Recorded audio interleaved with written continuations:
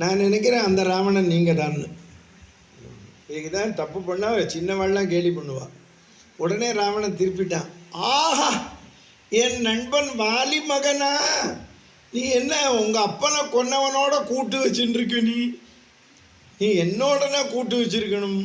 நான் ராமலட்சுமணாவை ஜெயிச்சு உங்கள் சித்தப்பனை ஜெயிச்சு கிஷ்கிந்தையை உனக்கு தரேன்னா என்னோட வந்து சேர்ந்து கொண்டான். உடனே அவன் சொன்னான், நாய் கொடுக்குற மாம்சத்தை சிங்கம் சாப்பிடாதுன்னா. அப்படின்னா என்ன அர்த்தம்? அட நாயேன்னு அர்த்தம். சீதையை கொண்டு விடு, இல்லைன்னா போர்க்களத்தில் உயிரை விடுன்னா இவனை வெட்டுன்னா. ஓடி வந்தார். ராமர் கேட்டார், எப்படி இருக்கான்னார். அது 10 தலைக்கும் காமம் ஏறி இருக்கு, ஒன்றும் பண்ண முடியாது, தலையை எடுத்தால் தான் திருந்தும்னா. முதல் நாள் சண்டைக்கு ராவணனே வந்துட்டான். பெருத்த யுத்தம். கடைசியில் நிராயுத பாணியாக நிற்கிறான். எல்லாத்தையும் இழந்துட்டான். கஜபலம் போச்சு, புஜபலம் போச்சு, ராஜபலம் போச்சு, சங்கீத பலம் போச்சு, சாதாரண மனுஷனுக்கு உண்டான வீரமும் போச்சு, எல்லாம் போச்சு. நிராயுத பாணியாக நிற்கிறோம். இப்போ ராமர் ஒரு பானம் போட்டார்னு வச்சுக்கோங்க, இந்த 10 தலையும் செதறி போயிடும். அவர்கிட்ட தான் கற்றுக்கணும். கோபத்தை அடக்கினவர். இவன் தான் பொண்டாட்டியை தூக்கின்னு போனான்னு நல்லா தெரியும். இன்று போய் நாளை வான்னர். இது கொல்றதை விட மோசம். பக்கத்தில் ஒரு வானரம் கேட்டது, இன்று போய் நாளை வான்னு சொல்கிற, ஏற்கனவே நம்ம லங்கையை விபீஷனை கொடுத்துட்டோம், இவன் ராத்திரியே யோஜனை பண்ணி சீதையை கொண்டு விட்டானா இவனுக்கு எந்த ராஜாங்கம் தருவேன்னு கேட்டது.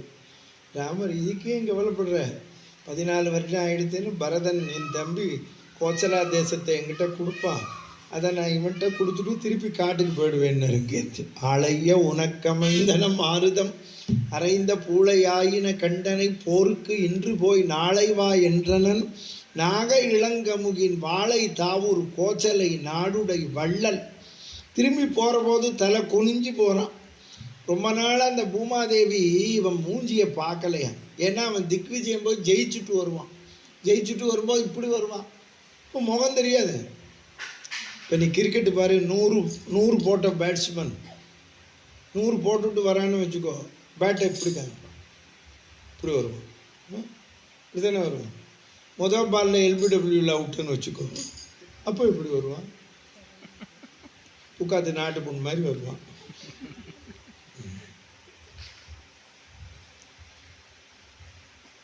இப்போ குனிஞ்சு வரும்போது பூமாதேவி இவனை பார்த்துட்டு பூஞ்சியை தொங்க போட்டாளாம்.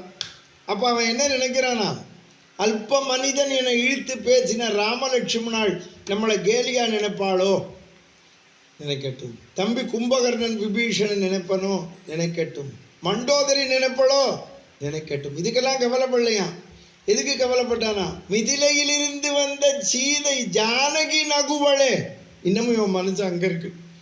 வானகும் மண்ணெல்லாம் நகும் நானகு பகைவர் எல்லாம் நகுவர் என்றதற்கு நானான் வேல்நகு நெடுங்கண் செவ்வாய் மிதிலை வந்த ஜானகி நகுவளே.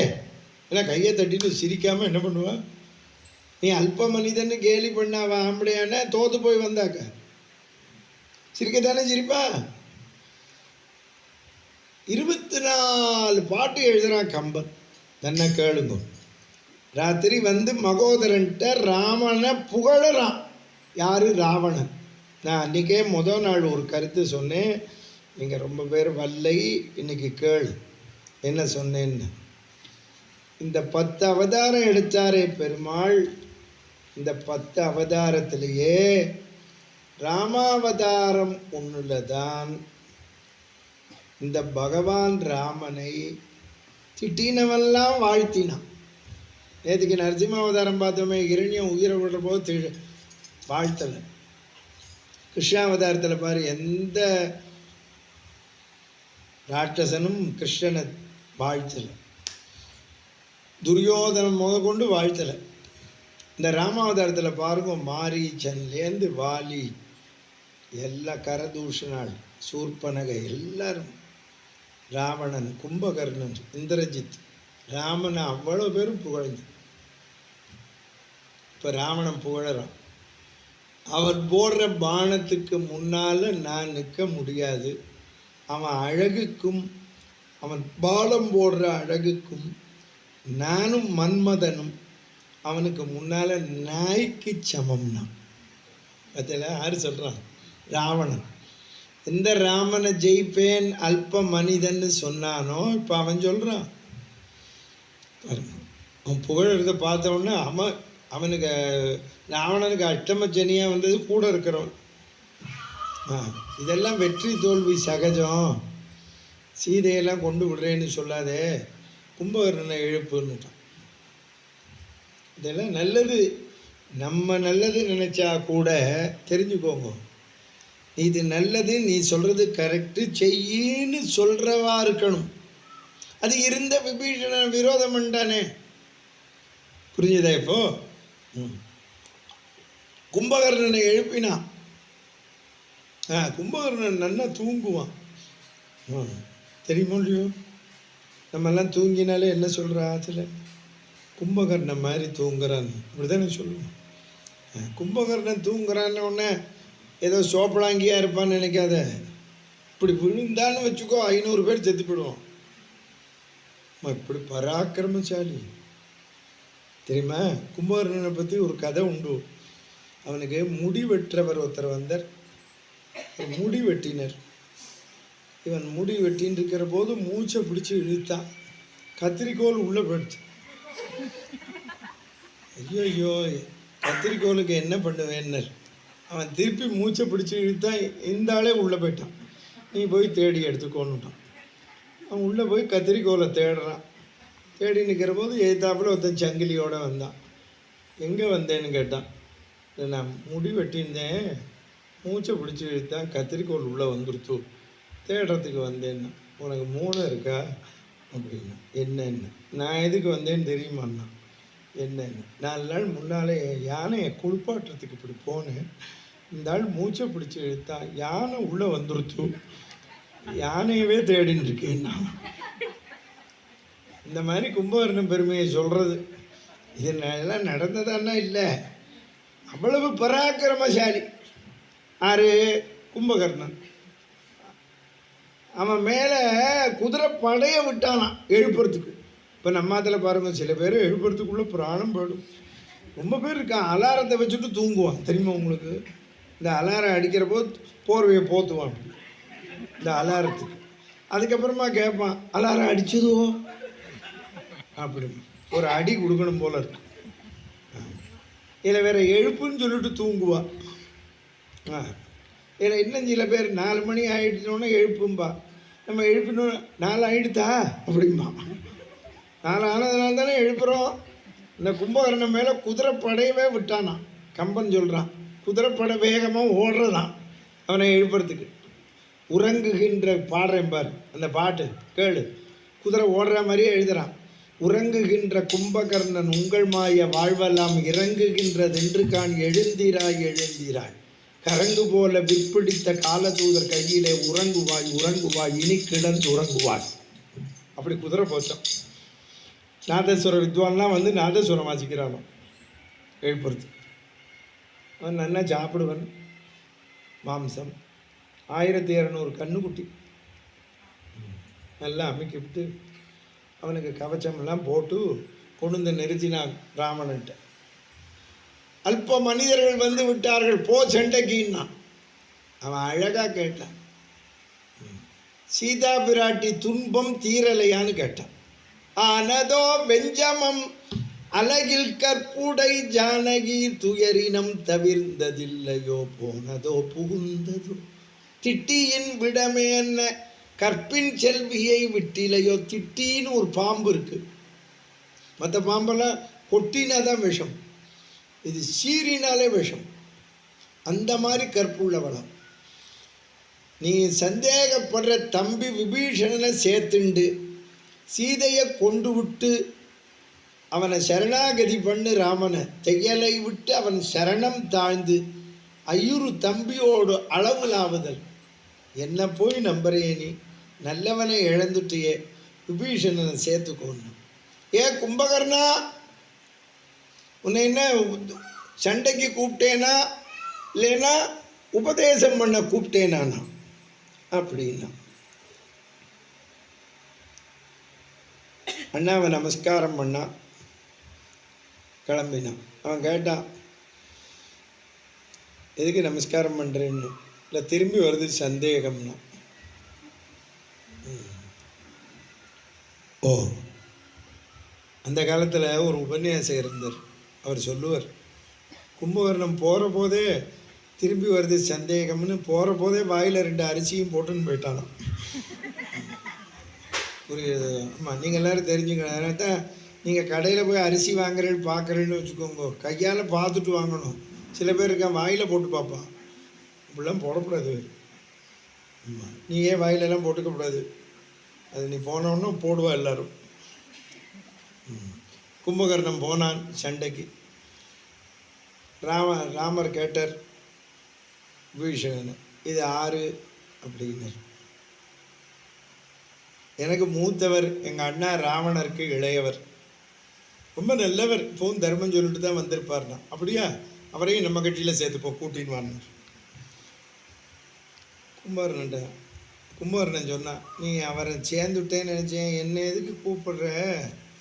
நான் சாப்பிட்ற போது இளமையில் உடம்பை வளர்த்தேன். சின்னவெல்லாம் கேட்டுக்கணும். அம்மா அப்பா சாப்பாடு போடுறது எதுக்குன்னா படிக்கிறதுக்கு, சரியா, மூளையை வளர்த்துக்கிறதுக்கு. ஆமாம், விதவிதமாலாம் சாப்பிடக்கூடாது. அம்மாவை பார்த்து எனக்கு வத்தா கூட்டான்னு வச்சு கொடு, உருளைக்கிழங்க எப்படி பண்ணணும், பொடி பொடியாக நறுக்கி இப்படி தானே தோரன் பண்ணணும். அப்படி சாப்பிட்டா கணக்கு வராது. அம்மா போட்டதை சாப்பிடணும், புரிஞ்சுது? ஆமாம், அம்மா போட்டதை சாப்பிட்டு பழகிட்டோம்னா பொண்டாட்டி புண்ணாக்க போட்டாலும் சாப்பிடுவோம்.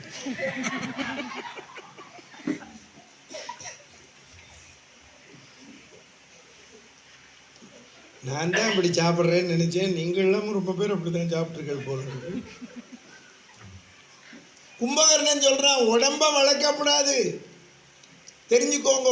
உடம்புக்கு எதுக்கு சாப்பாடு போடுறோம்? நீங்கள் கேட்குறல ஊனு கழிச்சியோன்னு, இந்த சதைக்கு சாப்பாடு போடுறோம் எதுக்குன்னா உள்ளே இருக்கிற ஆத்மாவுக்கு, பகவானை நினைக்கிறதுக்கு. புரியுறதா? ஆமாம், இந்த உடம்பு ஒரு நாள் போகக்கூடியது. இதில் வாடகைக்கு இருக்கு இந்த ஆத்மா. பகவான் கீதையில் சொல்கிறான், நஜாயதே மிரியதே வா கதாச்சின் நாயம் பூத்வா. இந்த பட்சி ஒரு கூட்டிலேருந்து இன்னொரு கூடு போகும்.